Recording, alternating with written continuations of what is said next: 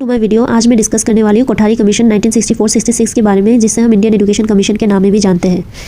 This commission was set up by the government of India on 14 July 1964 under the chairmanship of doctor Daulat Singh Kothari, जो उस वक्त chairman थे UGC के university grants commission के।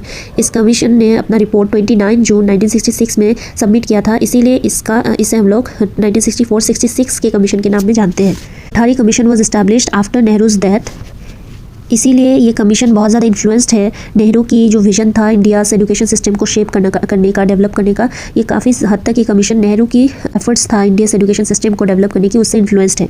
नेहरू का vision था कि साइंस, इंजीनियरिंग, टेक्नोलॉजी, मैथमेटिक्स, जिसको स्टेम कहते हैं, उसके फील्ड को डेवलप करना चाहिए। वोकेशनल एजुकेशन को इंक्लूड करना चाहिए और साथ ही साथ एजुकेशन और प्रोडक्टिविटी को एक साथ लिंक करना चाहिए for the development of the nation. So ये सारे जो आइडियाज़ था ये नेहरू की थी, जवाहरलाल नेहरू की, जिनके आइडियाज़ और थॉट्स से ये कमीशन बहुत ज़्यादा इन्फ्लुएंस्ड है। इसीलिए इस कमीशन में जो पूरी कमीशन की रिपोर्ट है वो कम्प्लीटली कहीं ना कहीं नेहरू की जो विजन है, उनकी एफर्ट्स से उसे इसमें इनकॉर्पोरेट किया गया है। इस कमीशन के हिसाब से एजुकेशन का मेन एम है टू इंक्रीज़ प्रोडक्टिविटी, लोकतंत्र को मजबूत बनाना, सामाजिक, नैतिक और आध्यात्मिक मूल्यों का विकास करना।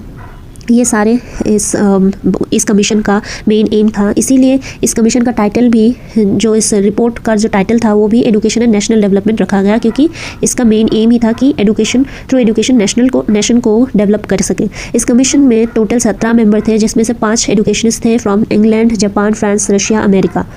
इस रिपोर्ट को 3 हिस्सों में बांटा गया: general problem, education at different stages and different sectors, फिर इम्प्लीमेंटेशन।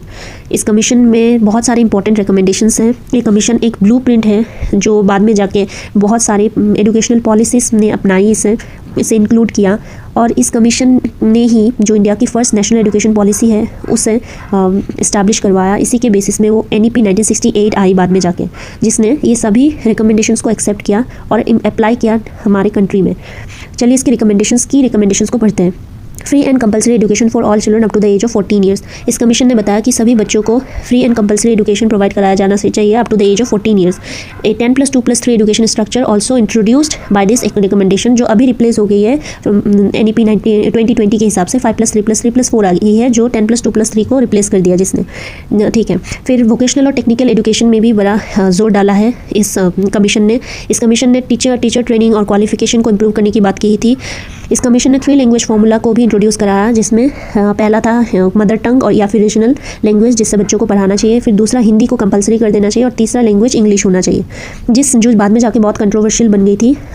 जो साउदर्न स्टेट्स थे हमारी कंट्री का, वहाँ ये टॉपिक, ये 3 लैंग्वेज फार्मूला बहुत कंट्रोवर्शियल बन गई थी, क्योंकि जो कि इस कोठारी कमीशन का डीमेरिट भी है, क्योंकि उन स्टेट्स में हिंदी लैंग्वेज इतना वेलकमिंग नहीं था। उन्हें लगा कि उनकी रीजनल लैंग्वेज को इग्नोर किया जा रहा है, तो इसीलिए ये बड़ा कंट्रोवर्शियल बन गया था 3 लैंग्वेज फार्मूला।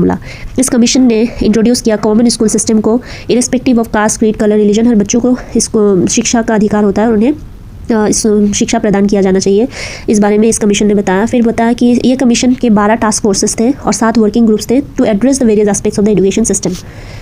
ये कुछ और की development in Indian education system by this commission, वो है करिकुलम रिफॉर्म। इसने करिकुलम को भी रिफॉर्म करने की बात कही, एग्जामिनेशन रिफॉर्म करने की बात कही, education for all respective of caste, creed, colour, religion, socio economy background etcetera, इसके बारे में बात की। Link between education and employment, education और एम्प्लॉयमेंट के बीच लिंक करना चाहिए through work experience, science, technology, vocational education, ये सारी इसमें आती है। फिर है नेशनल एजुकेशन पॉलिसी, जो कि laid foundation for national education policy to guide India's education system. इसी कमीशन की रिकमेंडेशन के बेसिस पे नेशनल एजुकेशन पॉलिसी आई, जो हमें जो एक फाउंडेशन बनाती है to guide India's education system. ये मेरिट्स और डीमेरिट्स मैंने यहाँ पे अपने बुक का थोड़ा सा मैंने आप लोगों के साथ शेयर किया है।